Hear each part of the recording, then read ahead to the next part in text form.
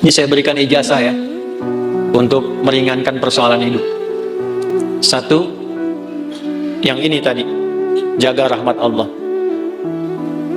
Yang kedua, banyak salawat pada Nabi.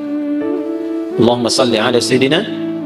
Banyak salawat pada Nabi. Itu orang yang sering salawat pada Nabi, salah satu faedahnya insya Allah dimudahkan urusan hidupnya. Salawat, banyakin salawat. Salawat dengan rasa cinta. Walaupun sekedar salawat pun Allah berikan jawaban. Ini saya tanya nih, kita istighfar sendiri sama Allah, Astaghfirullahaladzim, dengan kita berwasilah menggunakan salawat, kira-kira mana yang paling utama? Tapi jangan tebak-tebakan. Mana yang paling utama? Gini, dua-duanya utama. Tapi kalau kita mau dilihat mana yang paling berpotensi diterima, itu salawat. Kenapa? Kalau kita istighfar langsung kepada Allah, ya Allah, ampuni dosa saya, bagus, langsung hubungan. Tapi Allah masih melihat ketulusan hati kita. Karena ada yang istighfarnya cuma di lisan, gak nyampe ke hatinya. Contohnya habis sholat tuh, banyak yang saya perhatikan seringkali istighfarnya di lisan aja. Astagfirullah, astagfirullah, melihat handphone, astagfirullah. Update status sambil astagfirullah itu, sambil kirim WA. Itu cuma di lisan, belum tentu diterima. Tapi kalau Anda bersolawat pada Nabi atas dasar cinta Allah kepada Nabi, walaupun Anda belum tulus solawatnya, baru keluar dari lisan, Allahumma sholli ala sayyidina Muhammad, tapi karena kalimat itu keluar menggunakan nama Nabi dan dengan cinta Allah kepada Nabi, dapat Anda 10 kebaikan. Apa dalilnya? Man shalla alayya salatan wahidatan sallallahu alaihi asyra salawat. Siapa yang salawat kepadaku, Nabi nggak sebutkan mau salawatnya khusyuk, mau biasa-biasa, penting keluar kalimat salawat, maka dibalas oleh Allah 10 kebaikan. Nah, di antara kebaikan yang Allah berikan itu ada rahmat di dalamnya. Ditemukan di mana? Di Quran surah kedua, di ayat berapa? 157. Al-Baqarah ayat 157. Bunyinya bagaimana? Ulaika alaihim salawatun min rabbihim wa rahmah wa ulaika humul muhtadun. Ada orang-orang yang hidupnya dijamin oleh Allah mendapatkan salawat dari Allah. Apa makna salawat dari Allah? Pujian yang melahirkan rahmat. Tahu dari mana rahmatnya? Kalimat setelahnya berupa tafsir. Salawatu wa rahmah. Apa makna rahmat di sini? Memudahkan urusan hidup. Dari mana dalilnya? Kalimat setelahnya. Wa ulaika humul muhtadun. Dan merekalah orang-orang yang dimudahkan hidupnya. Dari mana tahunya kalau ini kemudahan hidup? Pada ayat sebelumnya, ayat 155 dan 156. Bagaimana bunyinya?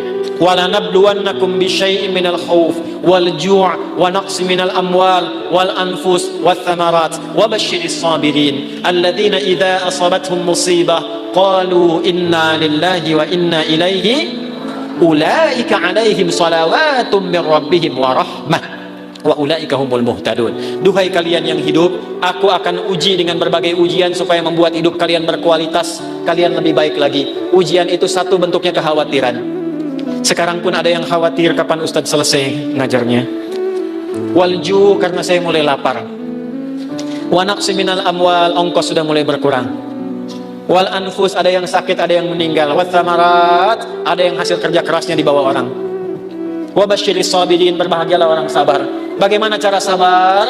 Alladzina idza asabatuhum musibah, yang kalau diuji dengan masalah ini, qalu, mereka meyakinkan pada hatinya, inna lillahi wa inna ilaihi raji'un. Ini ujian dari Allah supaya membuat saya berkualitas, dan pasti Allah kasih solusinya. Bagaimana cara mendapatkan solusinya? Kalau orang-orang sudah bersikap begini tawakal pada Allah, maka dia berburu rahmat Allah. Ulaika alaihim salawatum min rabbihim wa rahmah. Orang sabar begini dipuji oleh Allah, diberikan rahmat. Kalau Allah sudah kasih rahmat, maka Allah berikan kemudahan untuk menyelesaikan semua masalah hidupnya. Maka orang-orang yang mempraktekkan hadis ini ar-rahimuna, orang-orang yang berkasih sayang, mempraktekkan hidup dengan rahmat, langsung otomatis dijaga oleh Allah dengan rahmatnya ini, supaya dimudahkan semua urusan hidupnya. Semakin kuat prakteknya, semakin mudah hidupnya. Saya berani berkata begini karena saya mencoba, benar enggak ini kan, dengan keyakinan tuh. Benar enggak tuh untuk menenangkan hati, bukan meragukan itu. Seperti kata-kata Nabi Ibrahim, ya, di Al-Baqarah ayat 260. Wa idh qala Ibrahimu rabbi arini kaifa tuhyil mauta qala awalam tu'min qala bala walakin liyatma'inna qalbi. Ya Allah, tunjukkan padaku bagaimana cara engkau menghidupkan yang mati. Kata Allah, kamu belum yakin. Kata Nabi Ibrahim, saya yakin ya Allah, supaya hati saya tenang saja. Saya lihat orang-orang dulu, kok betapa mudah hidupnya. Kita praktekkan satu-satu. Melihat orang dengan kasih sayang, mencoba untuk memaafkan, mencoba untuk berlapang dada, menempatkan pada tempatnya. Latihan aja, baru latihan itu dimudahkan, Pak. Baru latihan masih sedikit. Ini tidak beli, ini tidak beli. Pak, ini pami kaca soca ya, ayah nungintun. Ku bapak diangge eta biasa. Tapi bu, kaca soca ukurannya sami persis. Tuh, sama persis ukurannya dengan keadaan mata saya. Kan Anda nggak tahu berapa yang silindris, berapa yang minus ini. Ini kalau saya buka kacamata, laki-laki dan perempuan sama. Sama-sama manusia. Makanya kenapa bu, kalau pengajian perempuan, ibu-ibu, sab muslimah itu saya buka kacamata. Ya, tujuan utamanya supaya yang paling cantik tetap istri saya. Ya, ini sama ukurannya Pak, tuh persis. Setiap ada model baru datang ukurannya sama persis. Dari mana? Siapa yang pernah ngecek mata saya?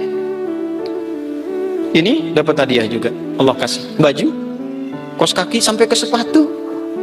Cuman modal satu hadis ini teh, satu hadis. Cuman modalnya yakin punya Allah. Nah, eta teh modal yang paling utama tuh punya Allah. Gitu. Sekarang kita kekurangan itu. Sekarang banyak orang kekurangan itu. Jadi rasanya kurang merasa punya Allah. Coba tanamkan pada hati, saya punya Allah. Maka Anda tidak akan takut kehilangan jabatan, kalaupun harus jujur. Karena punya Allah. Qulillahumma malikal mulki tu'til mulka man wa tanzi'ul mulka mimman. Karena punya Allah jangan takut kehilangan harta kalau harus sedekah. Karena punya siapa? Allah. Makanya dekati Allahnya. Ittaqillaha haitsuma kunta wa atbil hasanata as-sayyi'atal hasanata tamhuha. Ihfadillaha yahfad. Jaga Allah, Allah jaga kita. Jaga Allah itu maksudnya apa? Jaga diri kita tersambung dengan Allah. Dipakai hadisnya, pakai praktekkan dalam hidup. Saya bukan ingin menunjukkan ini berhasil, tidak, bukan itu. Kan bicara kalau mengalami itu enak gitu. Menceritakan pengalaman ulama itu enak yang sudah terjadi. Dulu orang begini dijaga oleh Allah. Imam Nawawi itu selama hidupnya 99% makannya diantarkan oleh ayahnya. Makannya cuma sekali malam ba'da isya. Apa yang dimakan? Kue kering dengan zaitun. Minumnya sebelum subuh. Setiap hari sampai meninggal. Karena beliau meninggal duluan, bapaknya baru meninggal 7 tahun setelah Imam Nawawi meninggal. Saking bapaknya ingin jaga anaknya terhubung dengan Allah, makanannya dijaga. 1%-nya kalau diundang, ada jamuan dipastikan dulu halal. Nggak mau makan sendiri, yang lain diajak makan sama-sama. Imam Nawawi itu. Makanya sampai sekarang berkah, kitabnya masih kita jaga dan kita kaji sampai sekarang. Karena apa? Menjaga hubungan dengan Allah. Ya. Nah, itu yang kedua. Kalau kita benar jaga dengan Allah melalui rahmat Allah, praktekkan hadis ini, insya Allah hidup kita pun dijaga, dimudahkan oleh Allah sesuai dengan kadar maslahat dunia akhirat kita.